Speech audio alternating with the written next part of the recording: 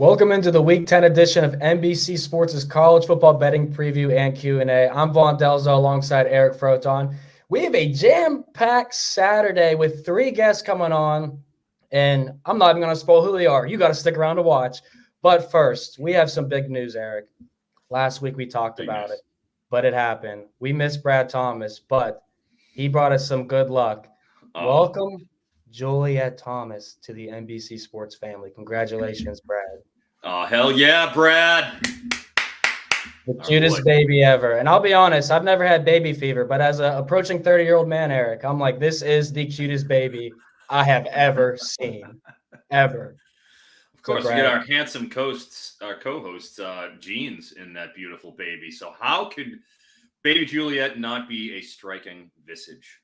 That's right. And we are so proud and so happy, and we miss you, Brad. So hopefully you're enjoying your time off. But we have a great show ahead for Week 10, another profitable Week 9 behind us. But, Eric, I thought we could approach this like brunch today and get a little menu going, right?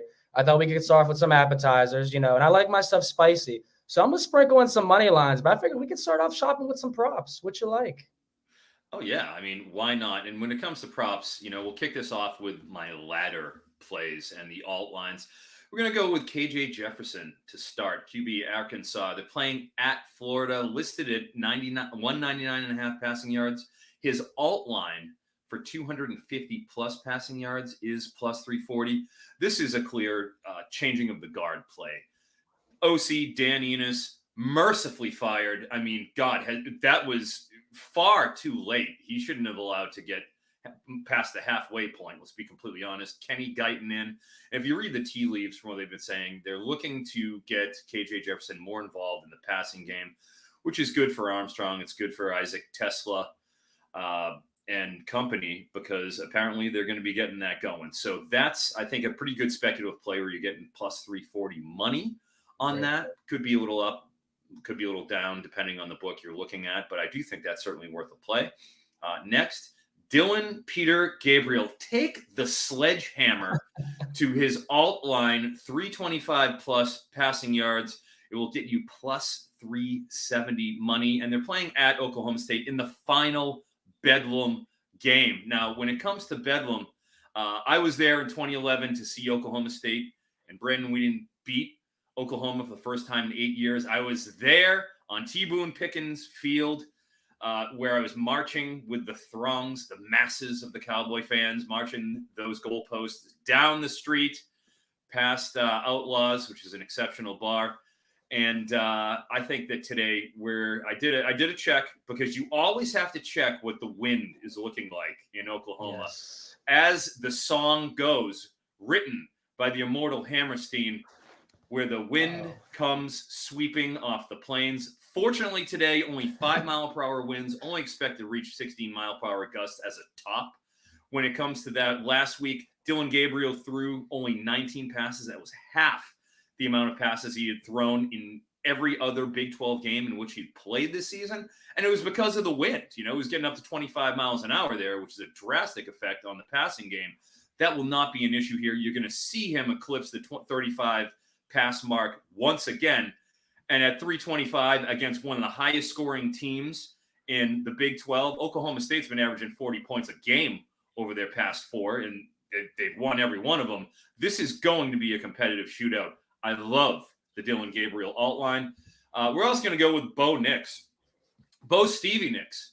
Stand back, as the song goes. Alt, 325 plus passing yards, plus 310. He's been over 270 just about every single week. He only didn't hit it last week, which he went for 248 against Utah, which was a complete blowout of the first order, which suppressed his desire to go. They didn't have to do much in the entire second half. They just had to run the clock out, because Utah was not a threat at all whatsoever. On the other side, they're playing Cal. And, the Latin lover, Fernando Mendoza, to his credit, has, that Cal team has been scoring points in bunches. You have to respect their ability to at least probably put up 20 points, I would say, against Oregon. With Bo Nix being in a more heavy pass script, I think you're getting 3-1 odds. That is something you have to consider. And lastly, you got to throw out a running back. Trey Benson, Florida State at the decrepit Pitt defense. Pat Narduzzi, the Nard Dog, having a hell of a season to deal with this year. He's if you watch the press conferences he's given, you can see how it's affecting him. He is not a happy camper there. If you look at the alt line there, 110 plus rushing yards is plus 550, 120 is plus 700. It's just a case where he could go nuclear one of these weeks. They haven't given him a lot of carries. He's been averaging around 12 and a half or so per game, but against a just listless Pitt defense, I could see them just taking the shackles off of Trey Benson and him going for 200 yards like he has, he did a few weeks ago. I think at that sort of a line at plus 550, plus 700, it's baked into the sprinkle motif that we have here. So I think that's another, alt line that you should be considering. I think Trey Benson, that's my favorite one of all the ones you gave. And I was actually considering going to that game today, being a Pitt resident. And I thought it'd be fun to lay all the money on Florida State there in that spot, because it could be a lay down spot for Pitt. Not going to lie, Eric. But going full heel. Full heel, you could show up there. Pitt. I mean, I already went to the Steelers game, but I was on the Steelers, baby. So that's where, I'll stay at home and watch college football all day because we got some great games. And I'm going to sprinkle USC and Missouri. And you may think, what the heck are we doing sprinkling the USC Trojans? But to be honest with you, you're actually going to see 4 teams getting faded the next 4 weeks on the show. The Huskies and the Bulldogs. That's Washington and Georgia because of their schedules. Eric, I think they have potential to lose one, if not more than that. Washington Huskies, you look at their 4-game stretch. They're at USC today. They go back home against Utah. They go at Oregon State. They go back home against Washington State. They are not finishing undefeated, in my opinion. So starting today, I will be fading the Huskies. And for the Missouri Tigers, while I do not think Missouri is probably going to win, same ethic. We're going to be fading the Georgia Bulldogs here because they host Missouri and Ole Miss. Then they go on the road to Tennessee and Georgia Tech. If they're going to drop a game, Eric, it's going to be one of these next 3 weeks. So I'm trying to get my money, and I'm going to put my money where my mouth is. Washington and Georgia are going to lose at least one game and not be undefeated. Are you with me or against me? Well, in terms of being with you, in terms of the game script with Georgia, Missouri, I'm 110% on it. And we'll get to that in the best bets segment, of course. I'll just, leave a little breadcrumb trail on that. But I do think it's going to be a very competitive game. Kirby Moore, offensive coordinator for Missouri. We've mentioned him a few times on the show this year while we're taking Brady Cook's overs, Luther Burden's overs, et cetera, et cetera. He has completely remolded that offense after coming over from Fresno State. He's a descendant of the Kalen DeBoer, head coach for the Washington Huskies, a descendant from his coaching tree.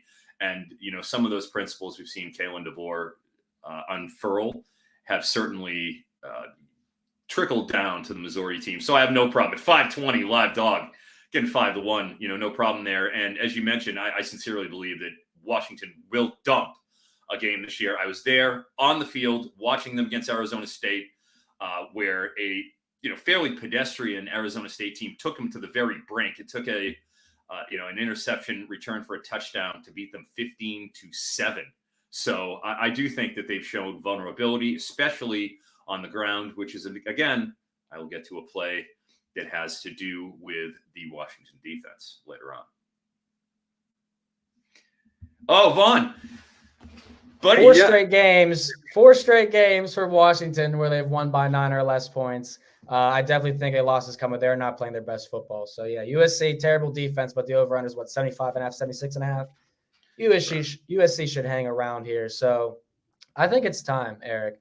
We bring in our first guest. See, it's a brunch. I feel like you're a tall beer, right? I'm more of like a sweet tea or water type of guy. But Mike Bainbridge is going to be our appetizer here for this show. So, Mike, it's brunch. What's the appetizer? What are you on our menu? You're muted, Mike. You're muted, Bainbridge. Back-to-back mutes. There you go. Going full heel with his Michigan hat today. Full Connor Stalions heel, Bainbridge. I know. I wanted to bring a prop on the prop show with like some binoculars or a camera or something. Don't have it handy with me, so that would have been nice. But yeah, I love a morning beer for me. Just nice and crisp in the morning. So At a boy, Bainbridge. It's going to be a tipsy morning for us then. That's 2 beers and a sweet tea so far for our brunch menu. Let's see how it works. Mike works over the CFF site, always brings great stuff. He was on the show last year, brought us winners, and he's back again. So we are more than happy to have you, Mike. Let's kick things off in the SEC. I see we're going here. Arkansas and Florida.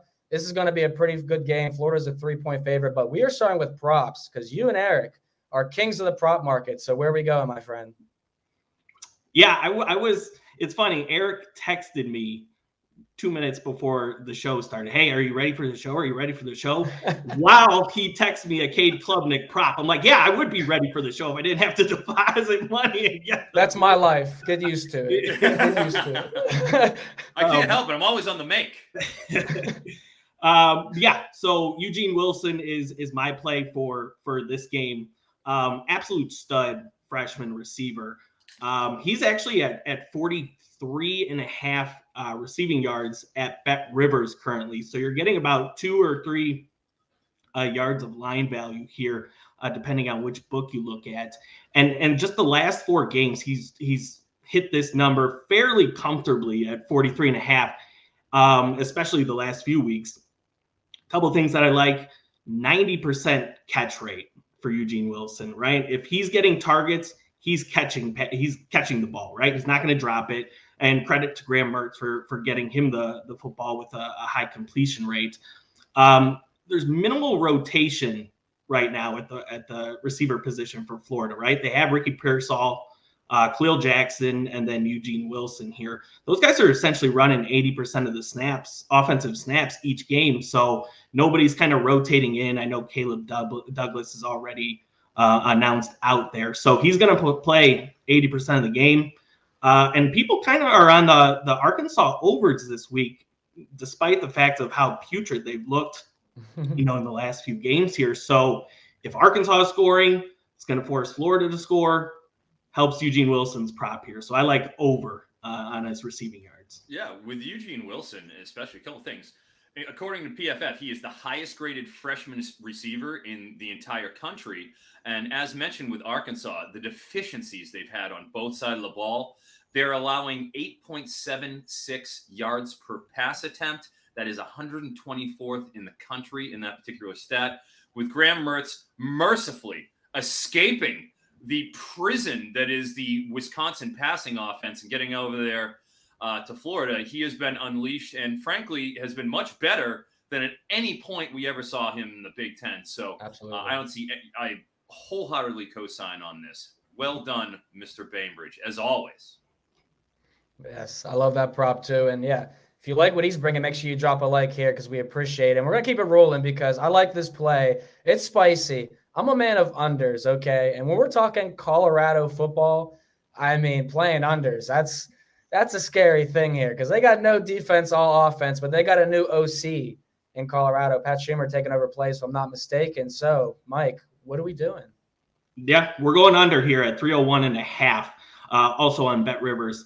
Our line for Shedeur Sanders with Sean Lewis as the play caller was right at 301. And now with Shermer calling the plays here, I believe Sean Lewis is going to be just signaling in to Shedeur Sanders the play calls. I'm expecting closer to like a 50% split with pass to run ratio. They only ran 12 designed runs last week against UCLA, and that's essentially why they're making this change. Shedeur's taking way too many hits. So whether it's going to be effective or not, I personally don't believe so, right? The running game has kind of been stalled with, Alton McCaskill is going to sit out this season, and then just a couple, average talents in that backfield. So how successful this is, I'm not sure, but I think just the decline in pass rate that's expected with Pat Shermer now calling plays, I think this is a strong underplay. Oregon State's not like a tremendous pass defense, but they're solid, right? And they're I think 31st in EPA against the pass. So I think they're good enough to keep Shedeur under this number. Yeah, and when it comes to Colorado, as anybody was following me on social media knows, I was actually at the UCLA versus Colorado game last week. And my eyes were bleeding from the lack of pass protection. 7 sacks. And not only they get 7 sacks, the Bruins, through Leatu Latu was phenomenal. But they were pressured. I mean, he was harassed all game. He probably had a half dozen throwaways to go with that. So, you can see philosophically, they can't block anybody. And because they're not running the ball to keep teams from pinning their ears back, they're just letting loose every single play. And Dylan Edwards and Hanky Man are simply not threats. I mean, Dylan Edwards is $180, true freshman. He's not going to be powering through the line running a gap. That's just simply not happening. You got to imagine that with Shermer coming in, he has to add some balance to try to keep Shedeur Sanders upright, who I heard that he took a shot at halftime in order to even play the rest of the game. So I just think, schematically, philosophically, as you're talking about, there will be changes because there have to be. Great call there by Michael, and I am on it as well, including you should probably take a look at Xavier Weaver, 83.5 under receiving yards. But why don't you go in and bring us into a Big 12 showdown this week, Mike, and tell me what you have for that. One of my particular favorite players, I know he can be frustrating in college fantasy for some owners, but DJ Giddens, his receiving props right now, even odds over 10.5 receiving yards. And I also like the over at 1.5 receptions. I think Kansas State is a very good rush offense, but they're also going against the number 1 rush defense in the Big 12 in Texas. But DJ Giddens offers a ton of versatility. I think he's 3rd on the team currently in targets with 27. He is 4th on the team in routes run behind tight end Ben Sinnott and wide receiver Phillip Brooks. So he is a versatile piece in that passing game. Splits carries with Trayshawn Ward. You watch Kansas State. I don't know why they split carries. I think DJ Giddens is exponentially better than Trayshawn Ward. But I think this is a perfect spot where they're going to utilize him in the passing game. If you remember a couple of weeks ago against UCF when he ran for, I think, 270 yards, at least 250 yards. He also caught 8 passes in that game. So he is a really strong weapon out of the backfield. I think he'll at least hit one of these at the very least. Yeah, absolutely. And when you're talking about script-wise, they're playing against Texas. So they're going to have to keep their pedal to the metal if they want to try to compete with this. And their defense has been very, very good over the past few weeks since getting, mopped up by Missouri for 360-plus passing yards by Brady Cook. But they have really, Chris Kleeman, you can't say enough about the coaching job. Kansas State's always prepped and ready to go. So, no problem with that at all, Michael. So why don't you give us, speaking of versatile pieces, you are quite a versatile piece, Michael. Could you give us your parlay pick before we send you on your merry way? You have some big shoes to fill because not only did Brad Thomas have a baby, and that baby brought us the luck of cashing our first People's Parlay in 4 weeks, we are now up 2.7 units, and we have a 13-1 leg today. You're kicking us off. I am very forthright with people that as much college football as I watch, I am not good at picking game totals or winners in that sense. That's why I just stick to props. I was on Virginia Tech +10. That has since dropped to +8 now. Or +8.5 at DraftKings. The news came out. It was public that Jawar Jordan, game time decision. Jamari Thrash, game time decision. So I like +8.5 for Virginia Tech. I'm not as obviously as sold at that number as I was at +10. I'll offer up another one if we want to include this one instead. Temple +7 against Navy at home. EJ Warner's back, and Navy stinks. So those are my 2 plays for the parlay that I hope we can hit.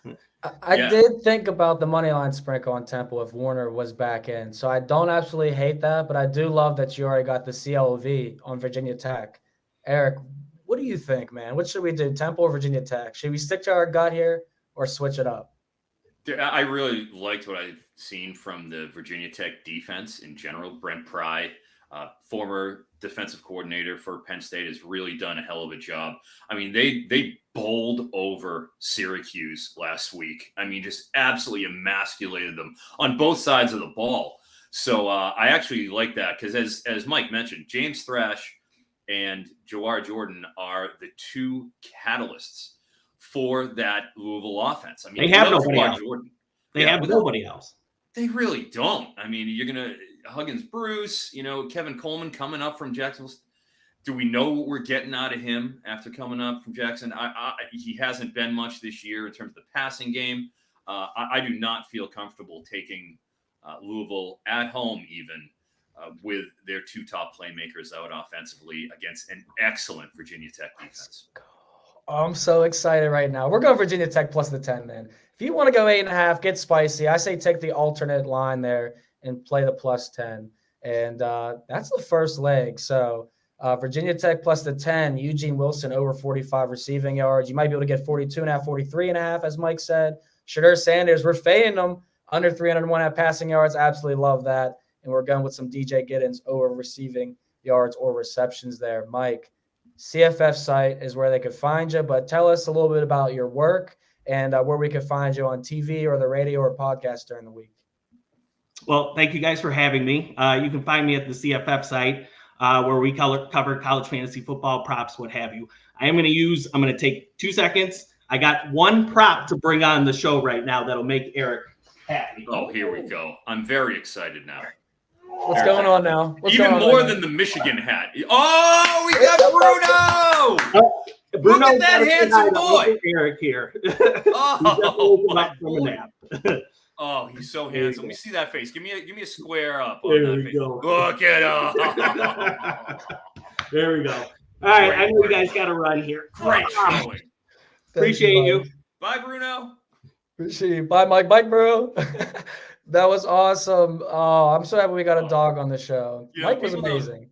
I know you guys, though, in my personal life, you guys, I don't go through this too much, but I am actually, for 10 years, I was a adoption coordinator for the San Diego Bulldog Rescue, English Bulldog Rescue. So I have fostered and or adopted out 13 English Bulldogs, and that is like my weakness is anytime you show me a big old bully, my knees get weak. So, God, what a great showing from Bruno.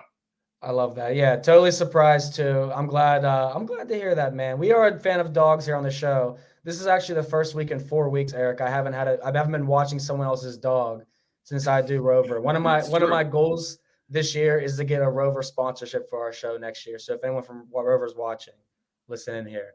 But we got a Big Ten game to talk about. We're going to lead into the best bets here before we get our next guest on. So Big Ten Saturday on NBC at 7:30 p.m. Eastern tonight. It's Purdue at Vaughn's number 2 Michigan Wolverines. Also, Mike Bainbridge is number 2 Michigan Wolverines. And you already know what we're doing, Eric. Ryan Walters has been running his mouth saying Michigan should be disciplined. Michigan was at our games. They've been cheating, and now they changed up all their signs. You're getting this team off a bye week. It doesn't matter. We're going under 7.5. Plus 114 was the best price. There's also 9.5s out there if you want to get a better number there. But to be honest with you, if you lose the 7, you're probably going to lose the 9, more odds than not. But no one scored more than 10 points on Purdue or on Michigan all year. Purdue scored a touchdown in the fourth quarter last week, averaged 3 yards per pass attempt and under 200 total offensive yards. Sign me up for the Wolverines. We're going to keep riding that train. And, of course, the train we will always ride, Eric.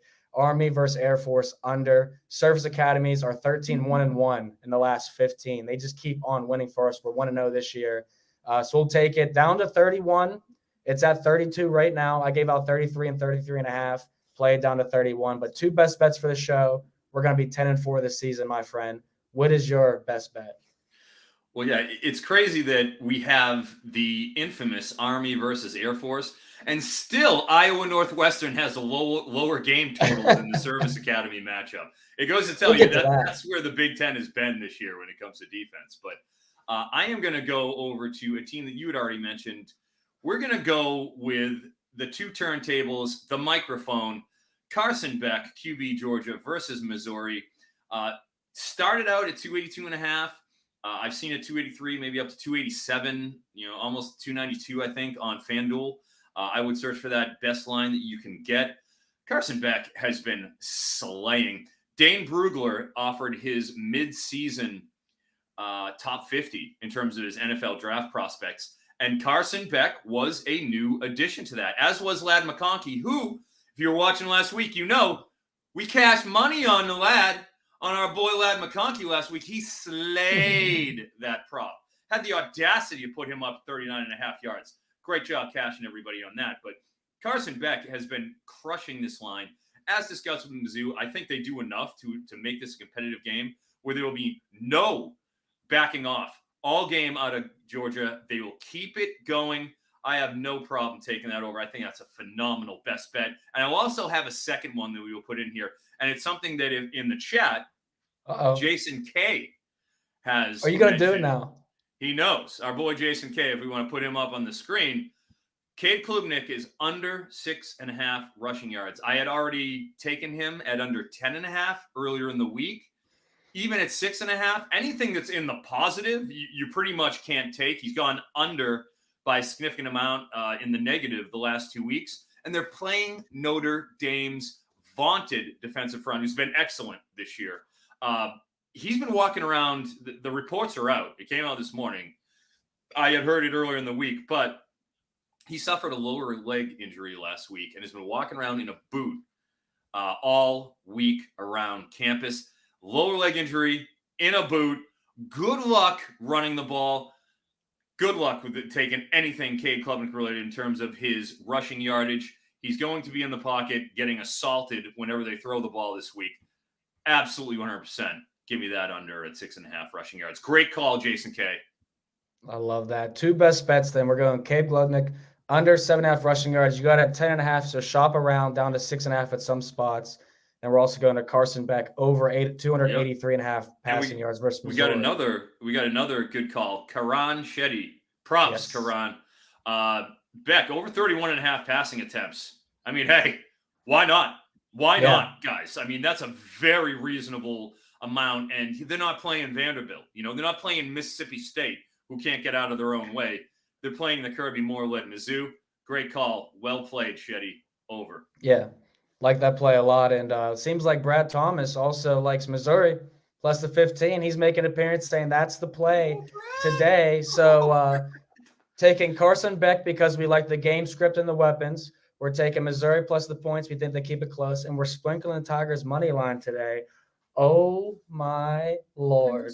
It sounds like a great day of making money, my friend. And let's talk about – we got a comment here from Nate Woodman. And he says – we are. Oh, because he knows. Nate, my boy Nate, we will be hanging out next week with Nate Vaughn at the Penn State, Hello, Nate. Michigan. Nice He's our host. Oh, yeah. Oh, I'll be crashing. Thanks for the couch. Nate. Oh, he's given the green light, my homeboy. He is a Happy Valley, tried and true. He is a Penn State lifer, formerly on the swim team of Penn State, now graduated and on to bigger things. But I can't wait to hang out with my boy Nate next week, where we will be live and direct from Michigan at Penn State. Let's go. Let's go. And they made the mistake of putting me on the Penn State sideline when I'll be rooting for Michigan. But you know how it goes. It's going to be a Let's go Wolverines. Shout out to Alpha Dog Sports. That's my guy as well. And we got a great guest coming up for you here because I go on her show every single Thursday, and I drop winners every single Thursday. So it's only right that she comes on and drops some winners for us. It is Meg McDonald, co-host of By the Book on Monumental Sports Network and NBC Sports Washington. She covers the NFL, the NHL, college basketball, and college football. So I like to call her Meg Bet the Farm. How we doing today? What's up, Vaughn? I'm doing well. Good to see you on a Saturday. This is unique for us. We're weekdays only here on Monumental Sports Network. We host By the Book. But before we get going for some college football picks, I have to give you some kudos to having the Steelers this past week on Survivor. I can't believe you did. I get like Survivor, you got to take risks. Taking a Thursday night game That's risky, especially a game that you're a fan of the team. So congrats, man. You live another week. Yes. I took the Panthers the week before that, so I'm living so dangerously right now, and I absolutely love it. And the first pick that you're going on is dangerous to me, but I'm actually on the same bet, so I'm super excited to talk about it. But before that, Meg, we have a theme going on today. Now, if you didn't tune in earlier, we're doing a brunch menu. So far, Eric's a beer, Mike was a beer, I was a sweet tea. Can we please get some food? What food would you be for our brunch menu? Because I know you and the girls go out. Yeah, me and the girls do love a good brunch. Okay, might sound kind of aggressive, but I love just like your classic 2 eggs over easy, maybe a ham, some toast, like just your normal, we got to get some food in before we start to party. So like, I know it sounds basic, but there's my entree for food. And to be fair, Vaughn, I did not co-sign on the beer. I would, I'm not You as just much look of like a drinker. a tall beer for me. Everybody, you're probably thinking I'm not a big drinker. What I do for my brunch is obviously the protein smoothie. You got to have a little bit of the Jocko protein. I make sure my stuff is clean. Bananas, blueberries, the Suja green juice so I can get some greens in there. Ooh. Mix it all up with my protein shake, and I'm ready to roll. So no beer for me, buddy. No beer for me. Well, So Eric Froton just proving that he's better than everyone else. Oh, geez. Is what I'm hearing. Yeah. Aren't you just a health fanatic there? But yeah, that didn't sound good. If you sign me up for a milkshake, you make that more of a milkshake and not a smoothie, then I'm in on that one. Let's talk about Rock Chalk Jayhawk. All right, they got the big win.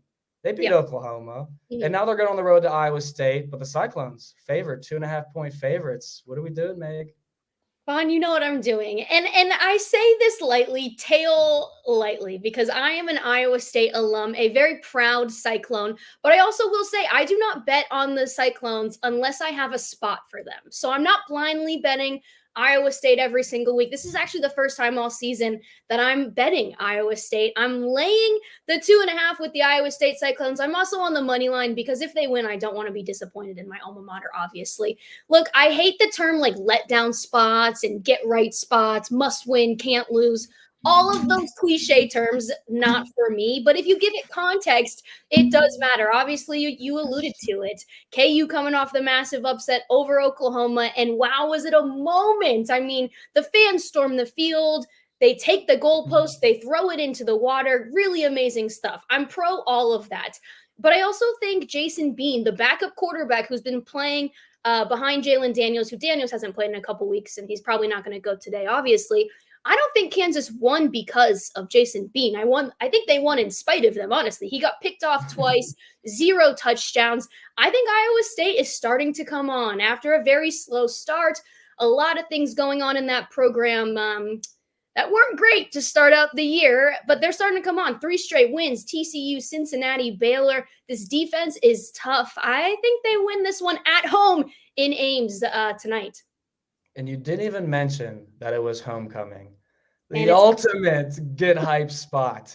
But yeah, I absolutely love this play too. I got them at -132 on the money line, and I don't hate the -2.5 or the 3. I think they can roll in this one too. And the only thing I would add, Meg, because I was a perfect handicap there, and I'm the same. So I took the Steelers because I like my team, but I know when to bet my team. But the Cyclones, big advantage in the turnover margin, +7 to 2. And also the Kansas Jayhawks have 33 red zone attempts allowed upon them. 32 of those have been scored. All but one team has not scored one time in the end zone this year on Kansas. So yeah, Iowa State should roll in this one. Let's stick with the Big 12 here, because Oklahoma and Oklahoma State's playing, and this spread's actually been dropping. First, it was Oklahoma -6. I think it's down to 5 last time I checked. Where are you going?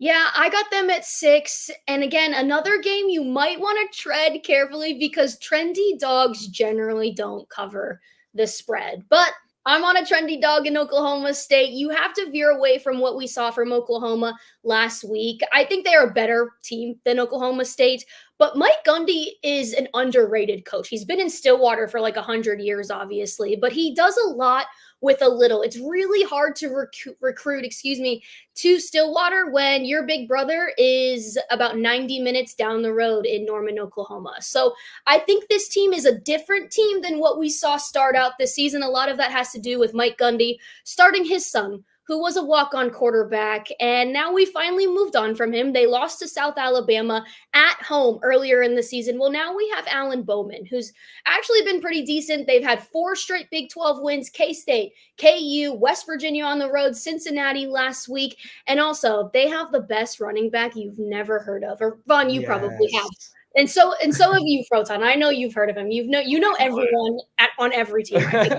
Ollie Gordon, holy guacamole! This dude has rushed for over 550 yards in the last 2 weeks. 6 rushing touchdowns, 553 yards on the ground in the last 2 weeks. That's absolutely absurd. I actually tweeted out, why don't we have Heisman odds on this guy? Like, I know he's not going to win the Heisman. A running back won't. But come on, like, he is so talented and he's just running his butt off. So I think Oklahoma State keeps it close. Look, it's the final bedlam for the foreseeable future. And I think OSU takes that personally. Some of these Big 12 schools not happy that both Oklahoma and Texas are going to the SEC. So we'll see what happens with those 2 programs moving to the conference that just means more in the future. But I think Oklahoma State can keep it close at home today. Man, I think you're talking me into a money line sprinkle. No. I think we're going to add a 3rd money line sprinkle. We're going to go Oklahoma State money line. It has to be done because I was thinking it's trending that way, and you just convinced me. Oh, my gosh.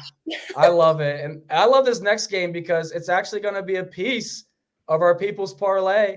Oh. We have 1 leg already. Eric actually has a play in this game too. So after Meg gives her pick, Eric, hop in there. Tell us if Meg's got a winner for a People's Parlay and what your play is. But Meg, A&M and Ole Miss, gotta say, kind of like the home team here. I don't know if I'm man enough to play it, but I'd be playing the home team. Yeah, that's where I'm going. I'm laying the 3 with Ole Miss, and my People's Parlay leg is the money line. Last night I was seeing it was -150. I'm sure it's gone up. I love fading Texas A&M. I apologize to anyone in this chat, anyone that's watching that's an Aggies fan. I just think they're the weirdest school. I do not understand the chants and the things they do surrounding the football program. And guess what? Jimbo Fisher might be on the hot seat. Not might. I think he is. I think job security could be determined in the next couple weeks. Ole Miss has been pretty darn good. And this is one of the rewrite the script for me for the Rebels, because Ole Miss this time last year, 8-1 heading into November, just to lose 4 straight games. You don't repeat. You can learn from that. You take something away with that. Lane Kiffin is not going to allow his team to lose 4 straight games, and it starts today. We're into November. They're 7-1. There's no way they lose. Texas A&M 0-2 against ranked teams on the season this year. They also haven't beaten a road-ranked team since, get this, 2014. Ole Miss undefeated this season. I just think that they are going to be able to get this done. Obviously, Jackson Dart, I like his weapons. He has 3 receivers that have over 500 yards. I think they're all seniors too. So I like Ole Miss tonight, laying the 3 and also on the money line. Yeah, I have no problem with that, Meg. In fact, that game script that you're laying out for Ole Miss beating Texas A&M plays into my player prop. Ooh. And it's a player that we've heard quite a few times on this show. One of, I think, the All-Americans, Anaya Smith for Texas A&M. As we know, Max Johnson has taken over for Connor Wegman, who was injured this season. And what Max Johnson doesn't do is throw outside the numbers, which is why we've seen Evan Stewart, his production really fall off. That and a little bit of injury, speculation as well. But Anaya Smith, 6 of the last 7 games, he has covered this. He started out at 57. I think I've seen it around the low 60s now, depending on where you can get it. He has been killing this, absolutely slaughtering it. The only time he didn't hit it was against Tennessee, where he went 1 for 3 for 20 yards. But he's cleared 70 yards in the other 5 games that Max Johnson has been at the helm. So with Ole Miss ranking 76 nationally, allowing 7.5 yards per pass, and just in terms of their pace, 15th in pace of play, classic Lane Kiffin, up-tempo offense, Yes. but their defense is not quite what it has been in past years. I think that it's going to have a heavy pass script. They're not going to have a problem scoring. They never do. I'm a huge Jackson Dart guy. I have him everywhere in college fantasy. So I love the script you're laying out, Meg, and I co-sign on it. Let's go. Gentleman. And I'll state that last noon slate last week was terrible for me. I started off 0-4, 0-5, had a bounce back with a 5-1 script in the afternoon. So I'm not even doing noon plays. I'm just telling who comes on the show. So Ole Miss, let's go, Rebels. Meg's picks: Iowa State -2.5 versus Kansas, homecoming bounce back spot. We got Oklahoma State +6, last battle of the Bedlam, and then Ole Miss -3 versus A&M. Meg, your handicaps were fantastic today. Eric and I definitely appreciate you coming on. Tell the people where to find you. Tell the people where your work's at. Yeah, and Vaughn, I'll also be tailing you with the Purdue team total under because You got to. rent is due and we got to be fading in place. Yeah, you can find Sia and I, who Sia's coming up next. Super excited that you guys get to talk some college football. You can find both of us on Monumental Sports Network. We're in the DC area out of Capital One Arena, Caesars Sportsbook. The studio is right inside. It's awesome during college basketball because everyone's there. We're live. It's so much fun. And 5:30 p.m. weekdays, 5:30 to 6 p.m. every single day. So let me say this, if I have to guess, I do not know Sia's bets, but if I know him well enough in the past few months that we've worked together, I'm going to say he's fading USC at all costs because he has been calling them frauds since day one. And then if New Mexico State is playing today, he loves the Aggies. Like, this dude bets the Aggies every single time they play. So I don't even know if they're playing today. They normally play during the week, but he hates USC. He loves New Mexico State. Well, gotta say, make sure when you're there at the Capitals Arena to say hello to my cousin, the greatest defenseman in the history of the United States, John Carlson. You guys do kind of look alike. I can see. He's my cousin. Yeah, absolutely. Is he really your cousin? Yeah, for real. Dick Carlson, his great grandfather. Shout out. You have so many cousins, man. This is like the third cousin you brought up on the show this year. Cole Bishop and John Carlson. Those are my two athlete cousins. I was never good enough athletically to, make it. So that's why I have to make it with my brain. Eric has as many cousins as he does plays in college football, it feels like. That's so true. Next week, it's going to be a new athlete. It's not even going to be believable. It's going to be like Jamarcus Russell or something. Get out of here, Eric. All right, Meg. Thank you so much. Yeah, anytime. Good luck, guys. For your plays today. Thank you. See you later. And gotta say, Meg's chemistries with Sia is pretty good because she guessed one of the two plays. And we're going to go ahead and welcome in now Sia Nejad, who's on the same show, By the Book. He also does work with CBS Sports. He is one of my favorite cappers. And since I've been doing Thursdays with him, I've been making some more money, and I know he has been too. So, Sia, how you doing?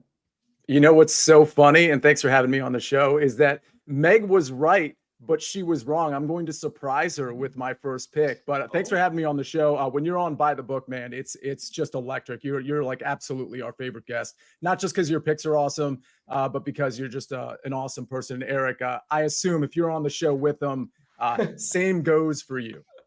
Well, I've had a few appearances prior to the Sia era over there at Monumental Sports, but hopefully, we'll get to see each other come bowl time.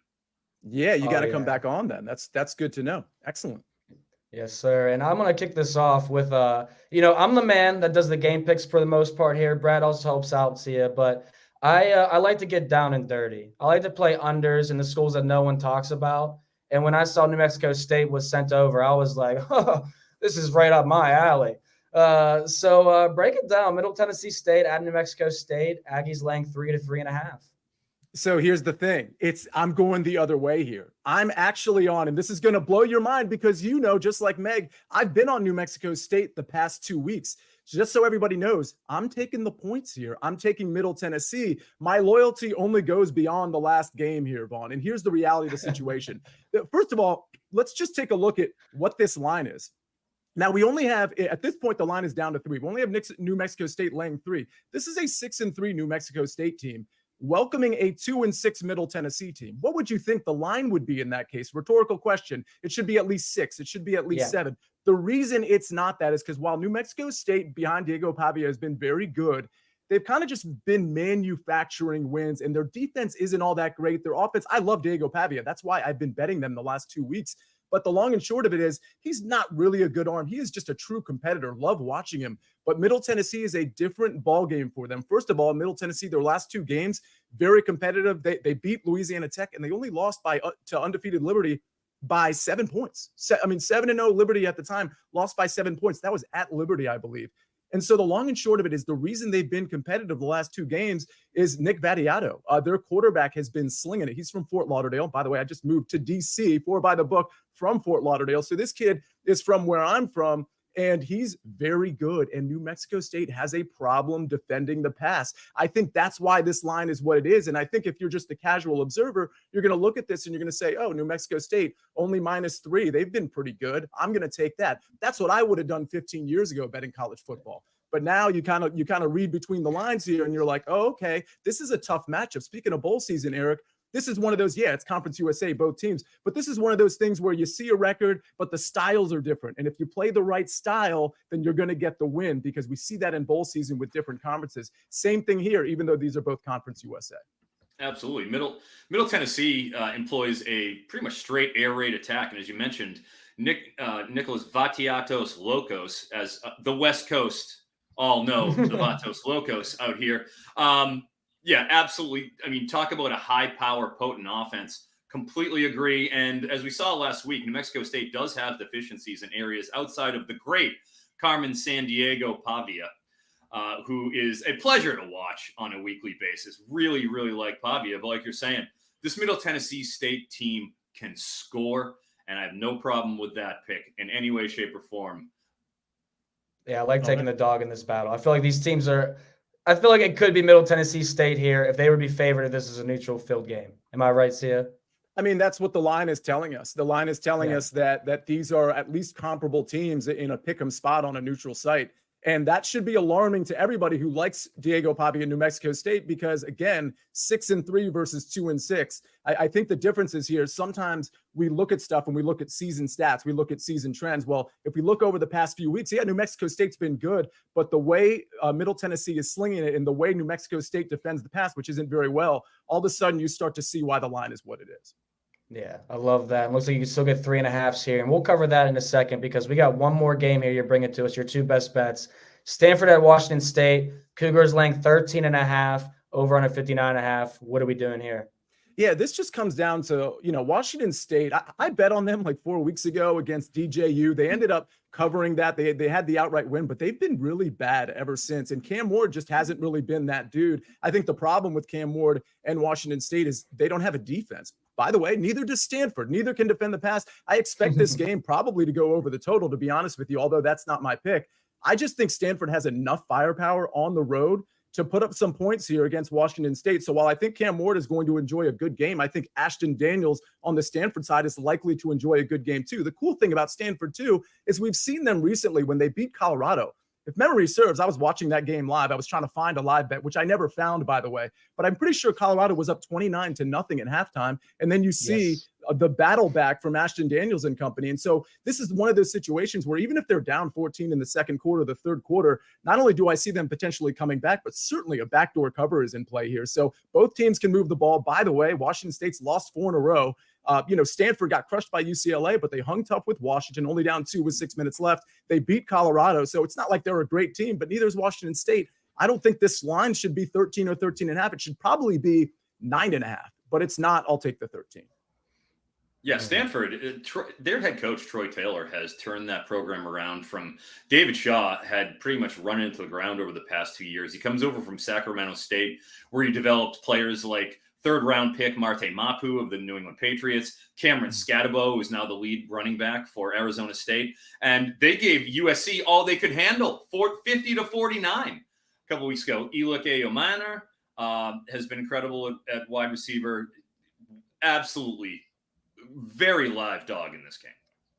Yeah, I'll point out – go Go ahead, Sia. I was just gonna say this is where I incorporate the USC trash talk, but I'm There it is. I handed that one to you, Sia. Absolutely. So you think Washington smacks up on USC today for sure? I mean, I wouldn't go that far. I think the argument against Washington is pretty good, but with USC on the other side, I just have no faith in them. And I honestly, I don't think the spread should be what it is. I think Washington should be favored by a little bit more. But honestly, I listened to your analysis and I get it.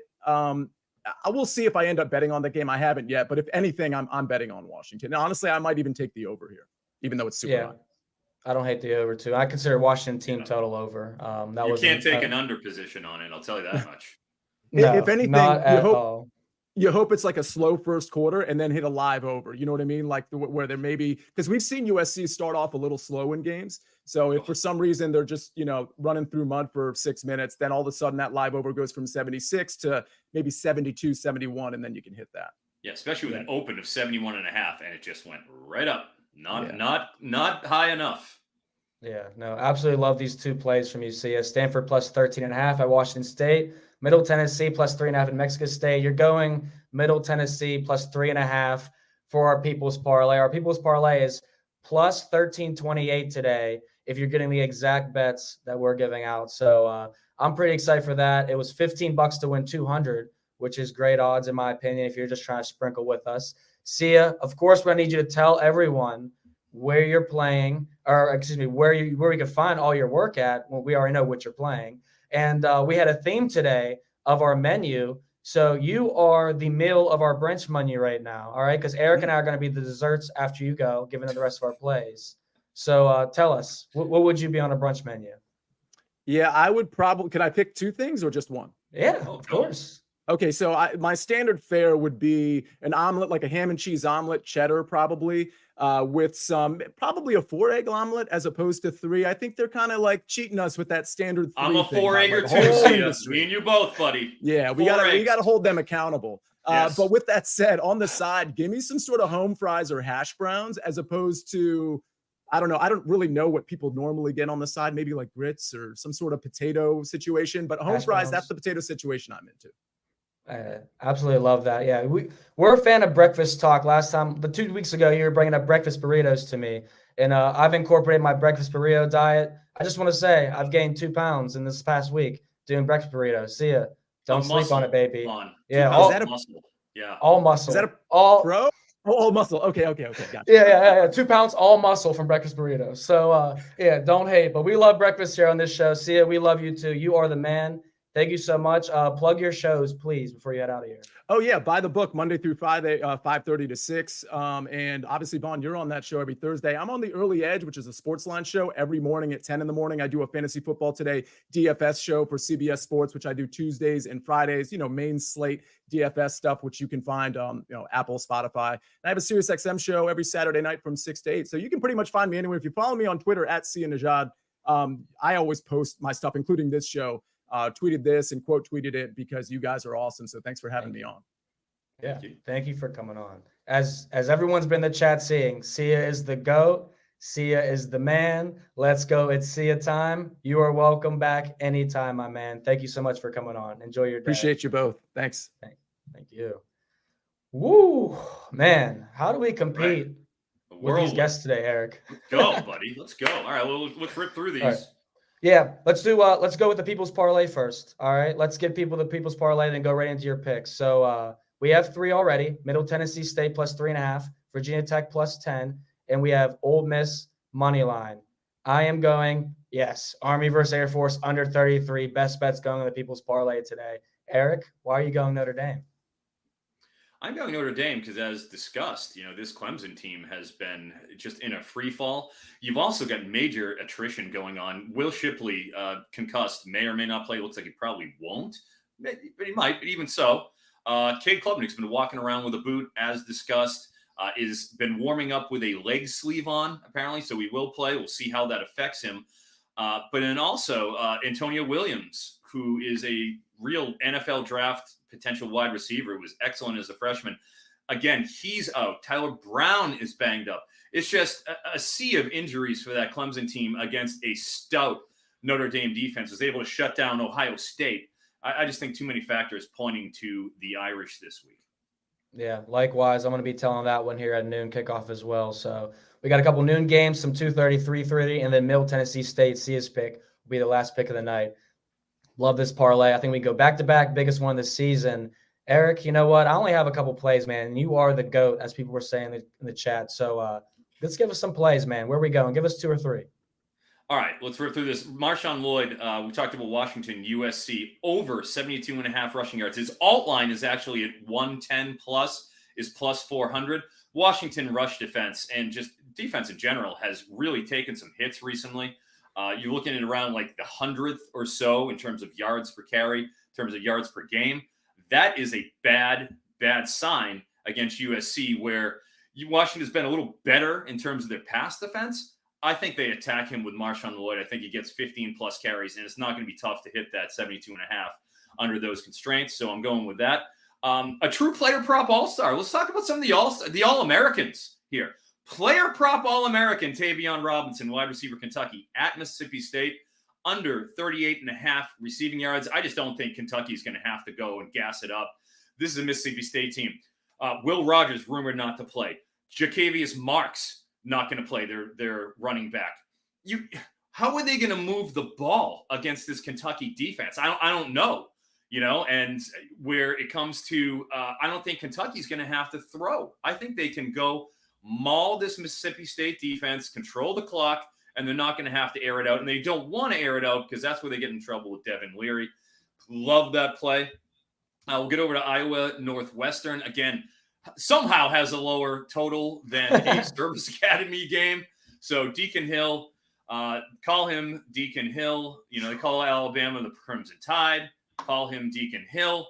120.5, 1.5 passing yards. Again, another All-American when it comes to the unders. He didn't hit that last week in a game against Minnesota. Let's see if he can do it. I don't believe it. But then a true, probably the Heisman player props winner on this show. Cam Porter is actually at 38.5 yards on DraftKings. Ooh. I know it says 34.5. 38.5 on DraftKings. Week in, week out, he's 5-0. He's 5-0 on the show. Cam Porter to that under. Been playing Iowa this week. Give me a break. He's probably another best bet. I mean, out of principle, you have to take that. We already talked about Cade Klubnik at length. He has to be in there. Another injury play, Tyler Van Dyke, Miami. I watched him last week. He's at 259.5 passing yards. Watched him last week, and he's got a giant brace on his right knee. He looks like Stone Cold Steve Austin, late stage Stone Cold with the knee braces. Also rumored to have like a hand issue. He's a guy who has a bazooka nuclear arm. I saw 2 passes, one that was intercepted, another that should have been intercepted last week, where he's shorting his throws in a way I've never seen him short them before. I have real concerns about him lasting a game and them leaning on him in any state. You have to go under 259.5 as part of an injury play. Jalen Milroe has the worst pressure to sack rate in the entire Power 5, 36.5%. They had the audacity to line him at 36.5 rushing yards. You have to go under there. You just simply have to. He hasn't. I mean, maybe he goes and breaks one, but the numbers and the odds say that is severely unlikely given the likely sack issues he's been dealing with. And I'll go with one more quick before we get out of here. Carson Steele, again, as we discussed, I was at UCLA, Colorado last week. 2 first-half fumbles that were inside the 20-yard line. He comes out in the second half. Chip Kelly put him on ice. He was the number 3 running back behind Tamarian Harden, who was the clear 1 in that second half when they were salting away the game against Colorado. Keegan Jones was the clear number 2 and on passing downs. They only walked in Carson Steele when there was injuries or like when they had to kind of sub out Harden in a rushing situation in short downs. It's clear that Chip Kelly did not trust him. I don't know if they go back to him here in this game at Arizona, and which should be a competitive contest for an Arizona team who's been surging at 76.5 rushing yards. I just think, given what he did last game, that's a very dangerous over. I'm taking a position on his under there as well. Yeah, no, I like those a lot, especially the Cam Porter one. That's our baby, man. We always have a baby to show every year. I'm going 2 Big Ten games, sticking in that game. You already brought it up. Lower total than the Air Service Academy games. I'm going Iowa versus Northwestern under 31. 30.5 is fine. Obviously, 31 is a key number. 31.5 is better if you can buy that. It's actually open at 29.5, but when you break it down in simple terms, 2 of the worst offenses in college football, Iowa's second worst third down offense. And neither team, only one time this season has either team scored more than 14 points on the road. Neutral field game at Wrigley Field, home of the Chicago Cubs. Give me the under there. And then the other Big Ten game I like a lot, Minnesota money line versus Illinois. As we noted all year, Eric, Illinois' defense is terrible. Minnesota wants to pound the rock and run the ball over Illinois. They can here. And Minnesota's 4-1 at home this season. Lone loss was to Michigan. We will forgive them for that. And Illinois' 2 road losses this year to Purdue and Kansas. They allowed 189 and 262 rushing yards. Absolutely. I also like Luke Altmaier, quarterback, Illinois, his under 180 That's a good one. Passing yards. Minnesota just takes the air out of the ball. Yeah. Run. 5th in pace, 5th slowest pace in the country, excuse me. I just think at Minnesota, cold weather, good luck. Yeah, I like that too. I don't hate the Kaliakamannis play either because he can't throw the ball at all. But that's a lot of Big Ten quarterbacks. So, Eric, any other plays for you to get out of here? That'll pretty much do it, I think, at this point. But I will say I didn't know my mom has a YouTube account. She went and left the comment there. Thanks, Mom.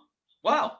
Very, very nice. She's doubling up on the Froton there. But if you look at the picture, that's actually, a picture of me. So, hey, we love that. Hey, if Mama Froton get in here and comment, drop a like and subscribe, what's your excuse? Everyone watching, we appreciate you, Mama Froton. That is awesome. Today was a great show. I mean, Meg brought it, Sia brought it, Mike brought it, you brought it, I brought it, and the viewers brought it as well. We appreciate everyone that tuned in to the NBC Sports College Football Betting Q&A. Next week will be a special episode because we'll be at Michigan at Penn State. So we will likely be starting the show at 10 a.m. Eastern time next week. We will update you on interrupt our tailgate. No. We need our tailgate time for a noon kick. I'm sorry, people. It's probably better off since we'll get all our bets in early and you can get them played, And we'll get better value. And then we can also have time to mix up your smoothie and get a drink on before the pregame of the game. So, all right. We appreciate you guys. We'll see you. Best of luck with your picks. See you next week.